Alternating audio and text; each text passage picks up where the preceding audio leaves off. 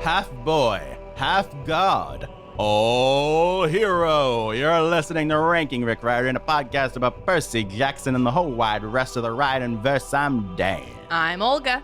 And I'm Clara, and today we're discussing the final casting for the Percy Jackson TV series. This show is available on youtube.com/doingok and podcast services around the world. Let's get into it. Yes, but first, I need to sort of explain this podcast because it's a little complicated. So, a couple weeks ago, we recorded a podcast where we talked about book news and casting stuff. But before I actually got that episode up, we got the big, exciting new casting news. So I thought it made sense to put all that together. So the first half of this podcast will be us talking now in the future times where we talk about the big new news, the future from the past, and then we'll go. I'll cut over to when we didn't know things and we were innocent, and that's how this thing will go. The book news one's already out if you want to check that out. But let's talk. What's the news? The news is that the Zeus and Poseidon casting is revealed. Whoa. Wow. Ooh. And that means that all of the major casting news is out and done for season 1. Yes, they've confirmed that there's nothing else of note. So any other, I think we do talk in the second half of this podcast about are there going to be other gods show up. I think we actually theorize about, will all of the gods be there at the end? The answer is no. Mystery solved. So who are the casting? As Zeus, we have Lance Reddick. He's best known for the John Wick movies, Bosch, a favorite of Dan's and Rick's. Yeah, we should watch Bosch together, Rick. Yes, of the many things you want to... I thought you were going to say, like, Clara and Dylan, but no. No, he's I mean, I over. would also rather hang out with Rick, I guess, than me. But we don't have to talk. We can just watch Bosch. He's also known for Fringe, Lost, and The Wire, and like so many more other things. Do you read the Poseidon one too, and then we'll talk about both of them. And as Poseidon, we have Toby Stevens. He's best known for Black Sails, Lost in Space, Alex Rider, and Die Another Day, as well as lots of especially like British projects and theatrical works. Logan Lerman was robbed, guys. Oh my God. for more of us talking about Logan Lerman, continue listening to us in the past. I mean, Poseidon, I think we can kind of just hit on real quick because I don't think any of us really know this actor. Yeah, I mean, I've been pushing for us watching Black Sails for like, I don't know, almost a year now, and I would know more about him if he looks you'd the part. agreed. Yeah, he looks the good. Ocean. Yeah, Good vibe. Good age too. Yes. Yeah, experience working with the sea, I assume. So, good. Yes. Also, he worked with Medusa before, also from Black Sails. Oh, so yeah. that's fun. Cool. I think even maybe a third person was also Black Sails. So cool. Excited about that. But Lance Reddick is the real juicy piece of this for us.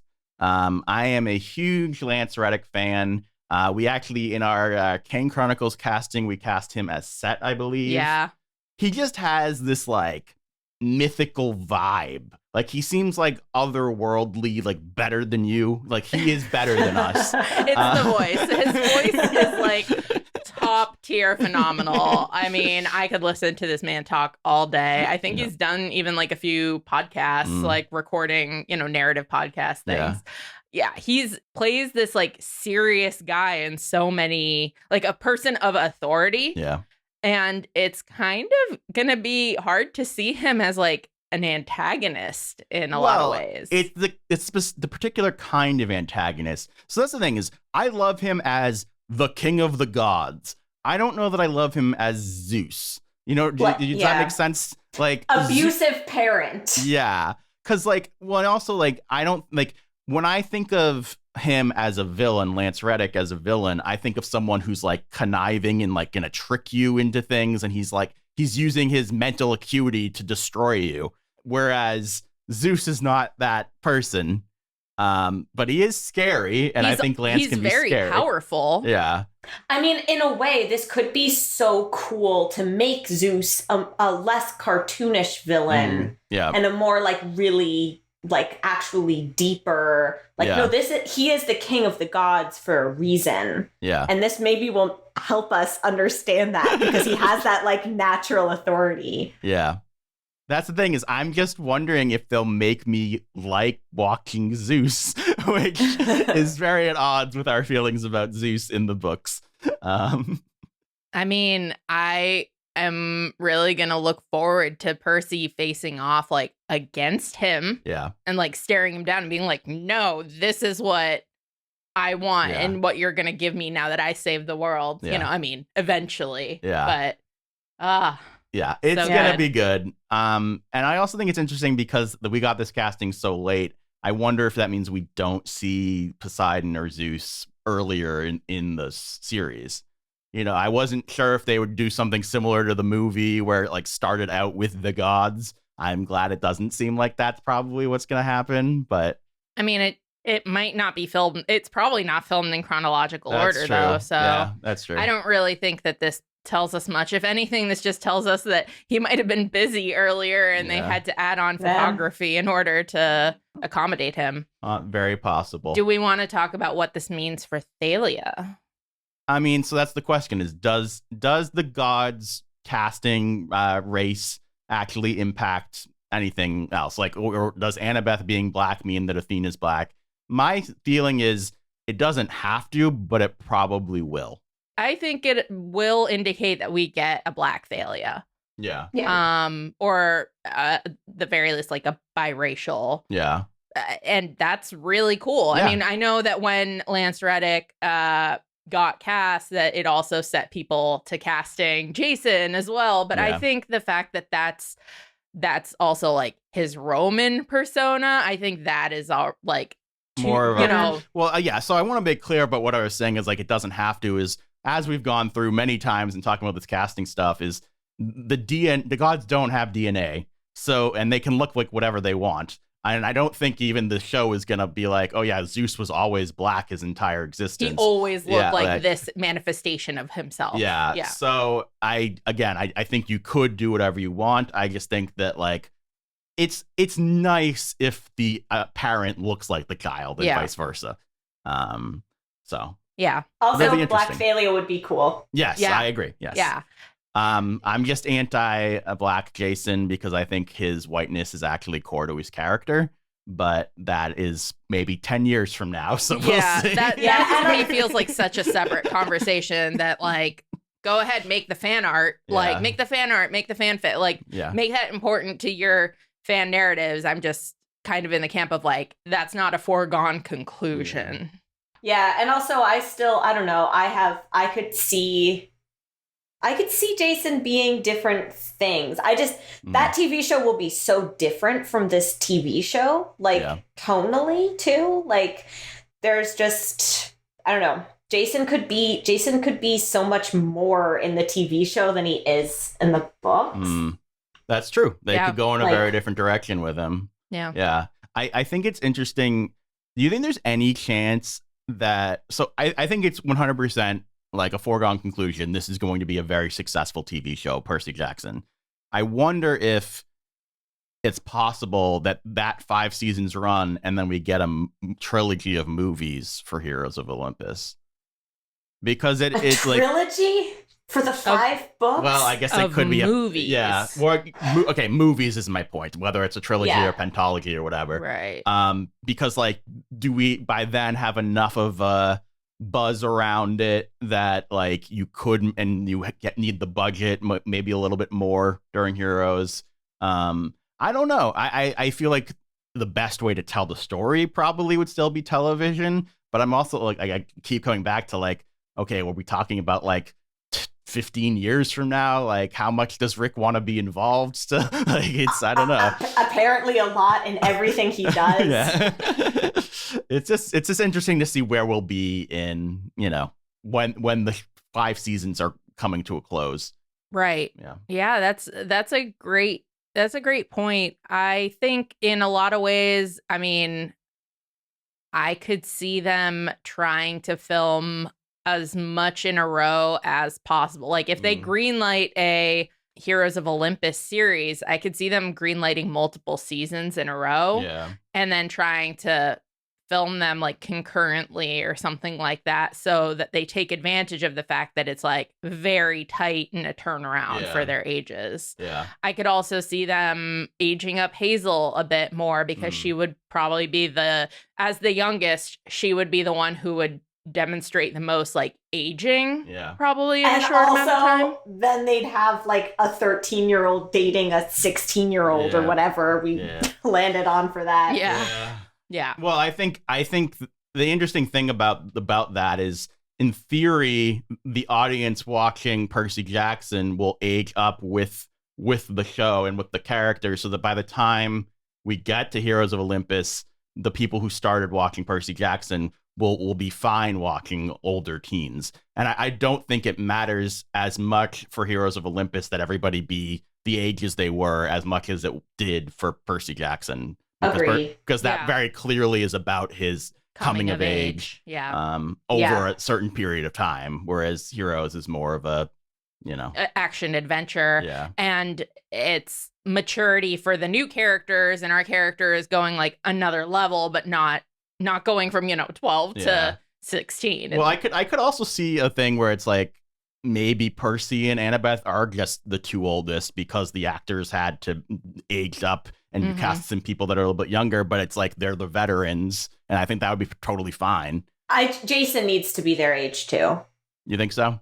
Yeah, I think it's like necessary that Jason and Percy are like the two, like they are parallels. Yeah. Okay. Yeah, I could see that. Yeah. So with that and all of our supposing of the future, just to finish out this part on a quote from Rick's blog: "More later, demigods, but I am pleased to tell you we are in a very good place as we look ahead to a not yet greenlit but fully anticipated season 2.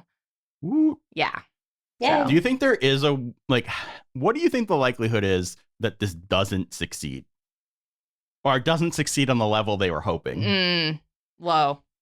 I think they're putting a lot of money into it, which is the only thing that makes me a little bit worried. But they know what the fan base size is. And the fan base size is gonna grow as people age. Yeah, that's true. Kids keep finding these books. Librarians love recommending them. Parents are going to age into, having their kids be like, we're talking about our niece reading these books pretty soon. She's not Percy's age yet, but that's the thing. Like, I mean, we're not her parents, but like your sister missed them. Yeah. But thanks to the cool aunt and uncle here. So cool. Yeah, like, I mean, podcast. I gave them to my sister-in-law when she turned 10. So, so I think they know that this market is just going to keep growing and growing and growing. You have a sister-in-law. Yeah, wow, I do. Wow, that's cool. It is pretty cool, isn't it? It's because I got married. Dan, what?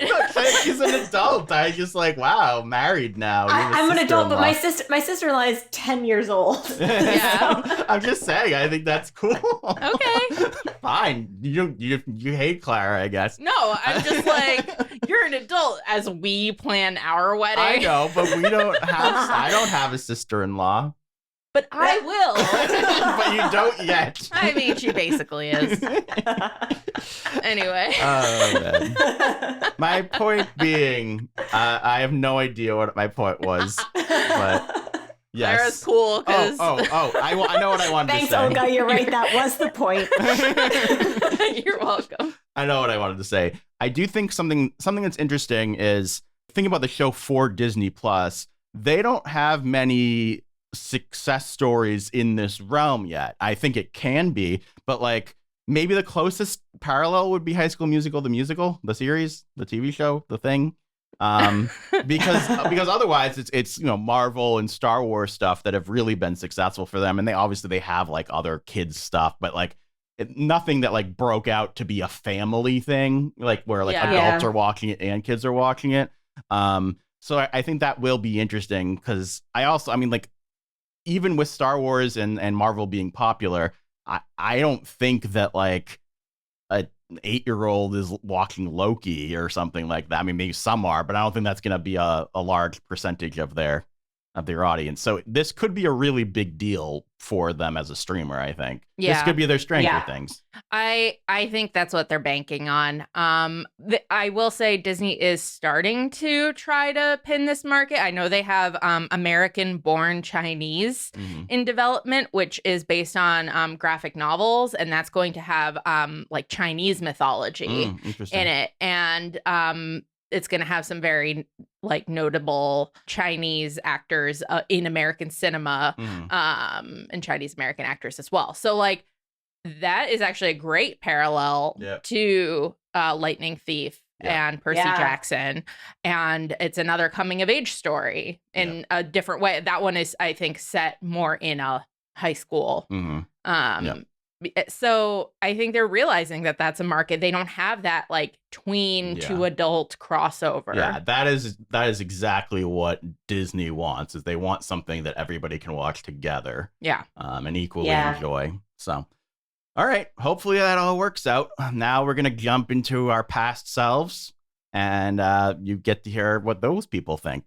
What those weirdos. Idiots. They didn't know who Poseidon was going to be. And we're back and better than ever, having watched the promo for Percy Jackson and the Olympians, which we watched obviously many months ago, but we had to refresh our memories. Olga, thoughts, feelings? I'm so excited. I mean, yeah, the VO, so cool. The glimpses of camp, awesome. It looks dramatic and faithful. Yeah. But like modern too. Yeah. Like that's the thing that's so cool. Like our technology is so much better now for shows and movies, and this is gonna have a good budget and it's going to be filmed on, they filmed on the volume set that they mentioned. Also, we watched like an Entertainment Weekly promo, which is like this really high end. Talking about the volume? The volume, yeah. It's basically... It's not LED. Well, no, it's like... it's projecting the images around the actors as they film, rather than being in a blue screen or a green screen. They actually get to see what they're going to be in, and it helps with the acting a lot of the time. And you can also light everything as though it's the scene and all that stuff. I just think it's going to be incredible getting to see this come to life. I assume none of what we saw in the promo was the volume, though, because I know they're actually filming in like woods Vancouver and stuff. So, yeah. Clara? I mean, I don't even know what to add. I think there's something really important about just hearing, the VO, the fact that it's a like young person's voice and not like a grown man. There's something about that, and seeing like kids wearing those suits of armor that feels also like, I mean, it's more true to the book, but there's also something like poignant. Yeah. And it's just much more emotionally resonant to see that, I guess. And I can imagine like for kids too, it's just so much easier to actually like put yourself in that position than just seeing a young adult. Yeah. And it's interesting because we have seen the movies, but seeing the shot of the orange shirt for the first time, gives me goosebumps. Yeah. Oh my god! It's like, and everyone's wearing it. Yeah. And they're not in stupid. Yeah. The armor's great. All that stuff. I mean, the necklace, the close up on that leather cord that doesn't have any bead yet. Yeah. Like that's the attention to that detail and the understanding of the audience to show that close up in the teaser trailer. That's taking the audience seriously. That's taking readers seriously. Yeah. I also really enjoy that his Poseidon Cabin looks the way it should, rather than being a beach house or whatever. Oh my God. And the weirdest thing in the movie version also was that it seemed like he was like off on his own in like a different wood. Like it was his place was so. I mean, there's There's so many things wrong with the movies. We maybe did also watch the trailer for the movie to compare. It was atrocious. Not even going to apologize for saying that. I think part of it is wrong children. Part of it was just seeing a trailer from 2009. Yeah. But Yeah. So I generally don't recommend doing that unless I think awards. I want to second. I think that the VO was really well done, and it's hard to do good VO. And I think as a kid, even harder. Yeah. And I think he did a great job. I'm definitely excited. I like the tone and the music and all that stuff. I like that the VO is just like straight out of the book. yeah. I do have a few things that I'm a little trepidatious about. Of course you do, because you're Dan, and that's like your brand. Well, one thing is I'm a little thrown off by how dark it is. Which, like, I think of the camp as like bright and like I know some of the shots might have been like right before the capture the flag game, so maybe that's part of it. But like the entire thing was like almost nighttime seemingly, and like it was just like a little more like desaturated than I would have. They're also in the thing is that they were in the forest for that part. That's the second issue I have. But isn't that from the book? So I'm not positive, but I believe from like the maps and things I've seen and from the book and definitely how I pictured it, that where the cabins are isn't wooded. That's more of like a plain. The woods are they go to the woods when they do capture the flag. And like think about like when in Trials of Apollo, when they're going through the forest trying to get to the camp is on a hill. I don't like that there's like trees everywhere. That reminds me of the movie. I wonder, it makes me wonder whether that actually is in the book and we need to look back to like, because I could imagine it like in the woods, but that's not like woods. Like there's still space around. It feels, I don't know. It's like, I picture it like, first of all, the backs of the cabins are facing into trees. Yeah. So it's still like in a clearing in the middle. And I wish we got a establishing shot of the camp. Yeah. Yeah. And again, a lot of what I'm saying might be totally moot when we see like the real episode and we see the camp.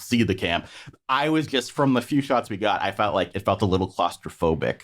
And again, that reminds me of the movie. And so I really hope it doesn't feel that way. That's fair. At the same time, I'm just like, it's a filming to me, the claustrophobia is supposed to be Percy feeling isolated among people who know what's going on. I think he should feel wonder. Like when you see Harry Potter and he goes to, Hogwarts or whatever, he's like a little guy in this huge magical place that he has no idea what's around him. That's the feeling I want to have from going to the camp for the first think time. that we'll actually get that, but this with the VO of like, you don't want to be a demigod and him feeling other and isolated. And I mean, in his brain, his mom just died. Yeah, I was gonna say. And he's thrown in the deep end of all of this stuff. Like everything, I don't know. I think that it kind of suits that tone, that moment. But I agree. I hope there's more sunlight and shine and wonder to balance it. And they're going to have to do that because he has a good time. Like he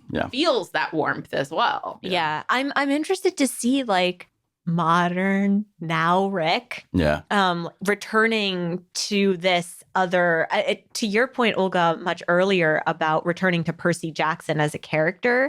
But it's very interesting to return to Lightning Thief as a book with him as he is now, knowing what he knows about Percy and his trajectory. And like that trajectory is set in stone. Now as he's like writing baby Percy, he knows Percy's going to Tartarus. He knows Percy is like all this loss and all of this growth that he's going to be contending with. Like that's real and it's set.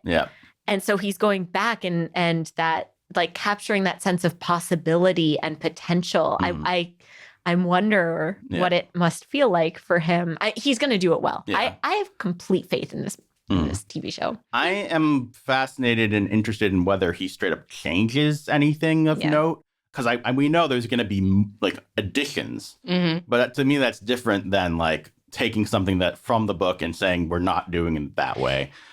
He's not going to have the Confederate ships. Like, I think there are going to be changes like that, which are like fixes that I think are appropriate changes to make, like that aren't drastically changing the plot. Yeah. Like if we ever get to that point, like I bet Nico will still be forcibly outed, but it'll be problematized more. Like a major plot point will stick. Yeah. But something like the Confederate ships is going to be changed. I think that it's possible some things will be streamlined. I don't know if we're going to get like the Arch, St. Louis Arch in the same way. We might, because Echidna got cast. We'll talk about it in a I'm second. not saying that like we won't get the character. I'm saying like set pieces and like the way certain things go down at those set pieces. Like those are changes, but for some, the argument could be made those are detractions. I don't know. I don't think that. I think this will be more of a spiritual adaptation, but because it's so heavily involved with Rick and his guidance, that the spirit is close to him, especially as he is now, as opposed to just like, you'll get Percy Jackson the demigod. Isn't that what you wanted? He's shirtless in a pool. Yeah. Oh man, I do wonder if he will kank anything to keep us on our toes. That would be. I don't think he will. Yeah, I don't. But that would be interesting. But we'll see. What if Luke wasn't the lightning thief? That would be. See, that I would not be okay with. That would feel like the movie to me in terms of utter betrayal. And Rick will not. That just wouldn't make. God, no, Dan, how dare you? All right, we have some casting news to catch up on. Olga, can you just like read through all of them, and then we'll talk about like which ones we want to talk about? Yeah. All right, casting news. It's like the news ticker sound. Okay, I knew. All right. Thanks. So, J. Duplass as Hades. He's known for Transparent, Industry, Mindy Project. Timothy Amundsen as Hephaestus, Psych, Gallivant, Supernatural. Lin-Manuel Miranda as Hermes, Hamilton, tons of Disney music. Jessica Parker Kennedy as Medusa, known for The Flash and Black Sails. Suzanne Cryer as Echidna, Silicon Valley, The Fosters, Straight Man. And Adam Copeland as Aries, Vikings, The Flash, and WWE. Yeah. All right. Anything stand out that you guys want to talk about? Okay. So me, because I happy. All right. Timothy Amundsen, starting there as Hephaestus. I have loved this man since I watched Psych as like a kid. He is so good at being like intimidating. He has a stare, but charming. And then we have the added layer of a few years ago, Timothy Amundsen had an absolutely devastating stroke and very nearly died. And he fortunately survived that and has since then been in like intense rehab for his stroke and is like permanently disabled as a result of it. So he walks with a cane. He has some like semi-paralysis, and he's been very vocal about like advocacy for stroke and rehab and like being a visible actor with disabilities and now returning to work with these roles. So he's been in a few other like shows where he plays a disabled character with his life as it is now. And now they're taking this incredibly talented actor and focusing on the disability aspect of Hephaestus and bringing that to light. And I think it's still going to be charming. It's still going to be like interesting. I think this means that the tunnel of love and all of that is going to have more going on. Is going to have more, is actually going to have Hephaestus there.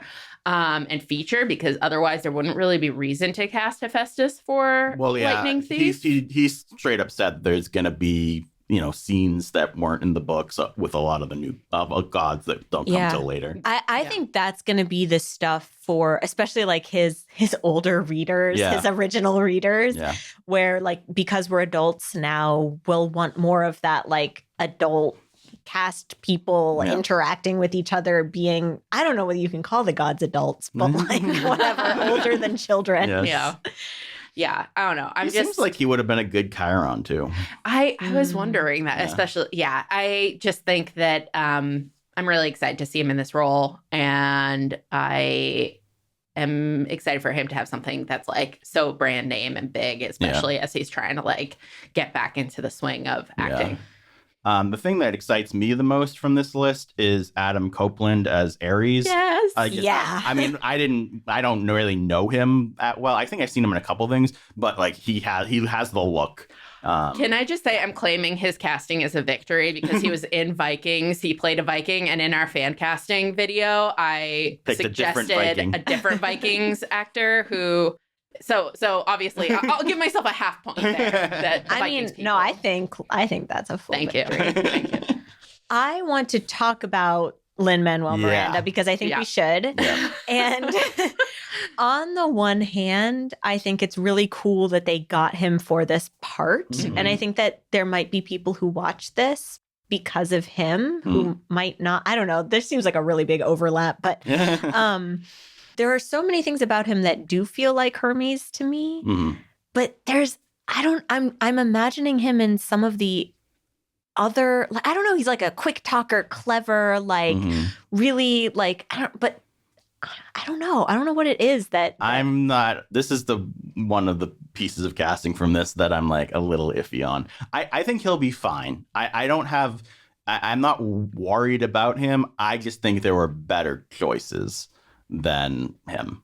But I think that this is going to, it's like, it feels like prestige casting. Mm-hmm. Yeah. Like he has such close ties to Disney right now that like for them, I think, and he's like won all these awards and like is such a marketing tool at this point for a certain generation of people. The unfortunate thing is that there's also this weird backlash to him that's almost like that I think is pretty cynical of like, you're too popular now. Yeah. Some of the things you say and do are cringy, so we don't like you. And I'm like, well, all right, cringiness whatever. is perfect for a kid's show, so. Well, but he's cringy outside of that. Like, he's cringy as a human, and that means you're bad, and you can't like him anymore. And I'm just like, first of all, everyone needs to calm the hell down. But second of all, I can ease down. Oh, okay. I can dislike his casting and still point out that I think that the overreaction of like ick. Of dislike. Yeah, whatever. This is ick. Like, whatever the Zoomers are freaking saying.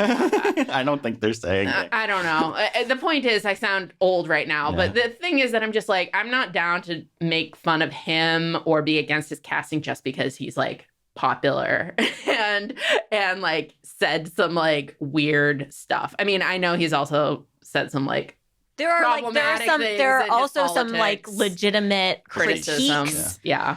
So like just putting those aside for a second. There are legitimate critiques of Rick too. So. Yeah. Right. Yeah, but like his politics aren't really why it's trendy to like have an issue with. There's a trendiness. A lot of people have started to hate on his music and the newer Disney stuff too. But aside from hating on him, and you know, this is again partially my own problem, but like the three people we came up for our fan casting just would have excited me so much more. Not because we like got it right, but we came up with Bob Odenkirk from Breaking Bad, Better Call Saul. Who's the guy? Wash from Firefly. Alan Tudyk. I almost said it. I thought you were going to start with him, and the second you pointed at me to say his name, it went away. Yeah. Alan Tudyk and then Randall Park. Yeah. I think all of them, to me, scream Hermes way louder. And they're all like of that similar echelon of fame, I guess. It's also a weird role to like stunt cast for because he's literally not in the book at all. And obviously he's going to be, but like how much is he going to be? Like, maybe like a couple scenes, right? So, or is that gonna be like a major change that he's like a main player? I don't know. I think he's gonna do well. I mean, he's quick. Like if I were to think of adjectives describing him, one of them would be like quick and another one would be clever and like witty. And so I feel like people who those are like three of the first adjectives I would choose are good casts. Yeah. There's like something, you know what it is? He doesn't strike me as sly or underhanded. Mm-hmm. He doesn't seem like a thief. Yeah. There's something that's not like bad about him or like, I'm trying to think of how to say it. I don't know. Hamilton was kind of sly and underhanded. But he was doing it because he wanted to like make the world a better place. You know, it's that sort of like potentially delusional arrogance.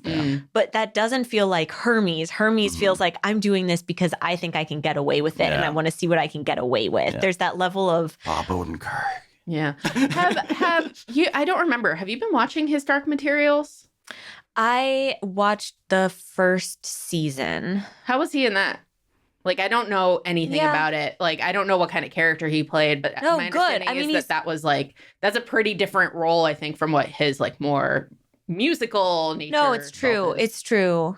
And I should be using that to guide me in my potential evaluation. It was so long ago that I watched it. I think he's going to do this well, but there's something that feels, and I think this is why, this is one of the critiques of him. He feels almost, there's like a preciousness to him that I think is what is like, I think it's very endearing.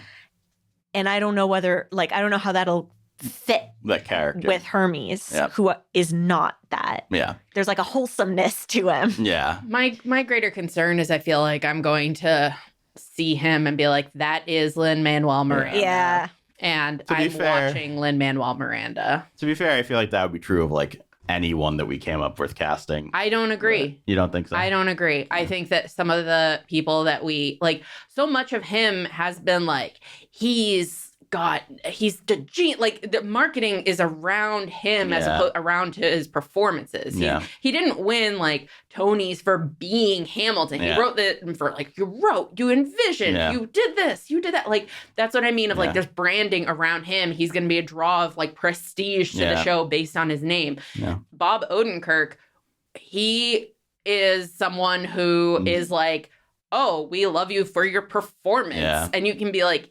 The first time you see them, you could be like, I'm watching you playing a character. But then you start to forget that when it's a good performance. Well, and maybe we will with this. I think the barrier for entry for him is a little bit harder. I think it's hilarious. This is the one thing that you guys are more negative about than I am. No, I really think that he could be really good. There's not, it's more of a like a vibe that I don't know, but I can imagine him doing it. But I want to bring up also, so the last thing I have written here is that Rick said there will be no casting crossovers between the movie and the show.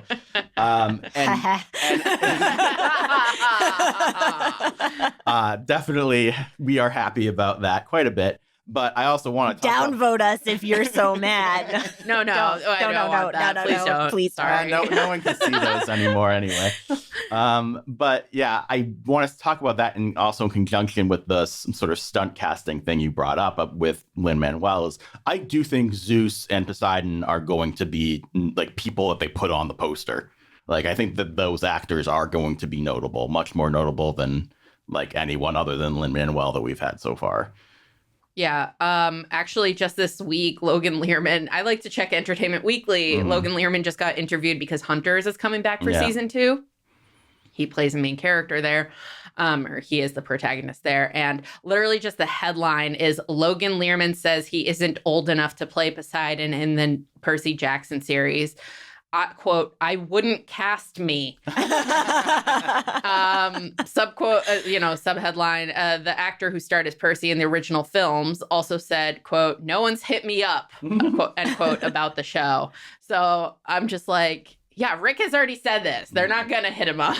I think it's honestly, I would say somewhat likely that we will get cameos from movie people in seasons like 3 and 4, or like, like once the show has established itself as a hit and as a like. Why? Are you not seeing how often it trends on Twitter? Yeah. I know. But now that they've said like, now that Rick is like, Rick, I'm telling you, Rick is feeling the same way we do. Yeah. Where we're like, no one from the movie. Like he's mad. I think he's legitimately mad about this. And I don't know, like. Well, but that's why I think that once this has established itself as not the movie, also successful, beloved, then I think you can throw people a bone and have Logan Lerman play like a monster for one episode. You know what I mean? Like, you know what I would do with Logan? You know what I'll say? Yeah. Here you go. This is the most you're ever going to get out of me.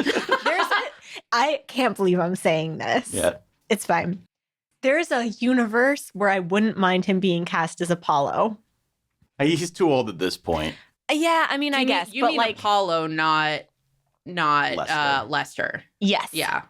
And you're saying not even Apollo. No, Apollo, they say it looks like he's like 16 to 19. He's still supposed to be like, even if you stretch up to like 20s, I think that he's... I wouldn't mind movie Logan playing... I agree with that. I think movie Logan Lerman, if he was still that age, could have been a solid Apollo, sure. Yeah. That's but the closest instead, I think he should be Procrustes. all the 20-year-old girls who make Logan Lerman trend on Twitter every week are gonna go after you, calling him crusty. Hold on. I want to think of someone I wouldn't have a problem with him being. One of the Titans.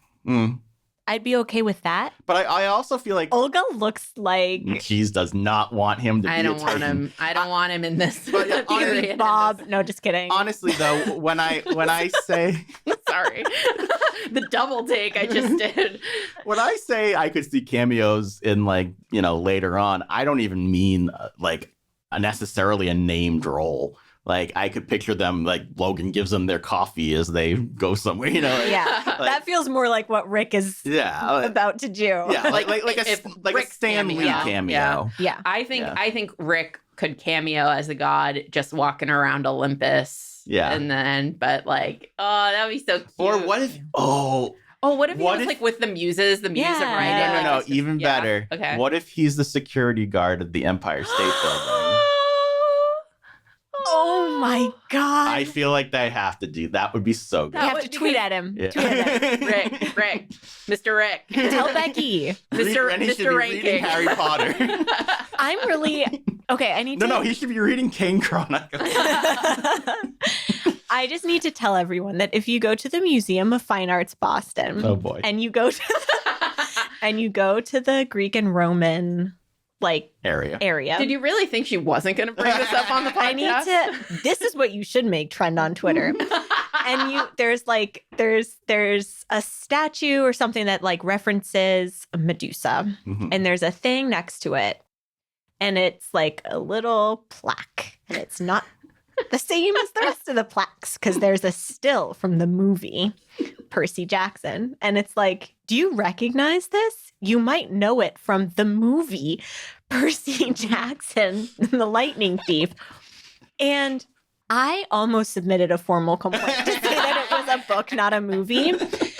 And I didn't because I was there with my spouse and they were not about it. And you've already submitted a different, much I had more already valid listened. complaint. Augustus was mislabeled, and we did have to go and explain that to the curator. I mean, but yeah, I will do anything for Augustus. All right, but but if you go to the Museum of Fine Arts, you will see this, and I just want to know, Becky is here in Boston, right? She's going to the MFA. She's going to that exhibit at the MFA. I would be so mad if I were back.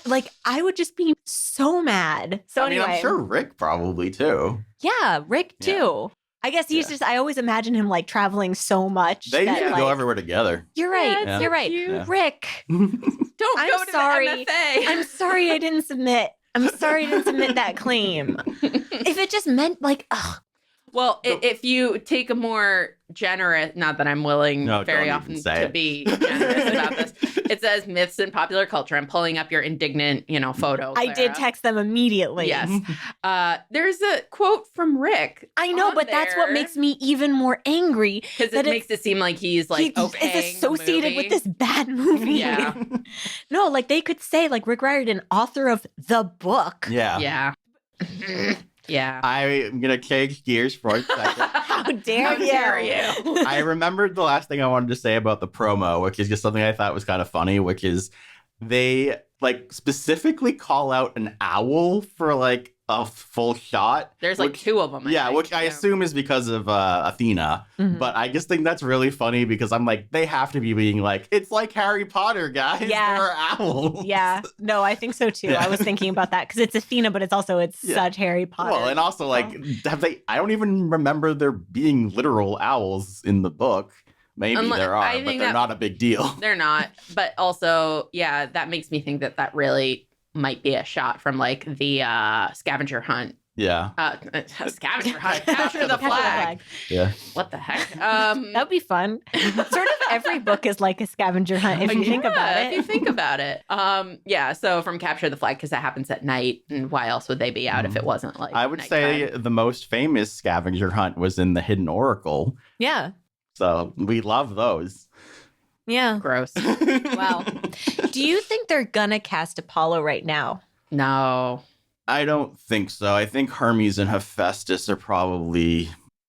I think they're all we're going to get. But maybe. I mean, I don't think it's outside the realm of possibility that the book, at the end of the show, when they go... Like, in the book, he goes and he gets Zeus and Poseidon. I don't think it's outside the possibility that it will be all of them. The same way in the movie. Yeah. That feels like one change that makes okay sense. Yeah, I wouldn't have a problem with it. I think the one issue might be Artemis, and I could see them having to like recast Artemis later. So I don't know, but whatever. I just checked IMDb, and there's additional casting on here. Okay, who else did they get? An actor who I know from Monk, Jason Gray Stanford, has been cast for 2 episodes as Maron.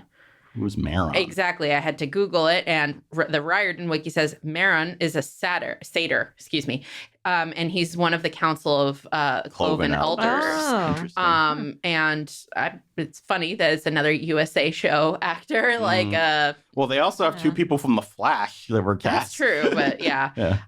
And we've got like a person named Ryan Cowie as like a chaperone, who I assume for the museum trip, and there's like a few of the other classmates, I think. Well, and I'm pretty sure that friends. like they somewhat it's somewhat confirmed that Clarice's boyfriend is going to be in it too. Oh, that's good. That's smart and good that they do that. Yeah, set it up. But yeah, I just think that's interesting that that's on here, but not. Yeah. I also want to mention, elsewhere. We didn't really mention in the promo, I do think Clarice looks pretty cool. Yeah. Woohoo! All right. Now that we've meandered our way, I think this was a lovely podcast. We're still getting our sea legs. Thank you so much for listening, and may the gods be ever in your favor. Bye-bye. Bye.